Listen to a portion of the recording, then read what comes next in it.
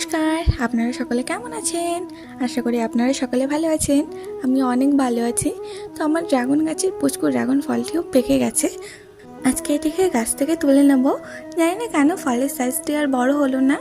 আলাদা ফুলগুলির মতো এই ড্রাগন ফলের ফুলটিকেও আমি পরাগায়ন করেছিলাম, কিন্তু এই ফলের সাইজটি আর বড় হলো না, এই ছোটোই থেকে গেল। আর আজকে এটি পেকেও গেছে। তো চলুন তুলে নিই ফলটি।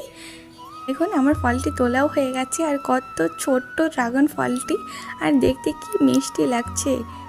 এর আগে আমার ড্রাগন গাছে এত ছোট ড্রাগন ফল কখনোই হয়নি।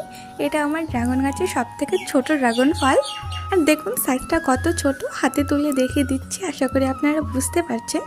তো চলুন ফলটি কেটে দেখা যাক ভেতরে নর্মাল ড্রাগন ফলের মতো হয়েছে কিনা।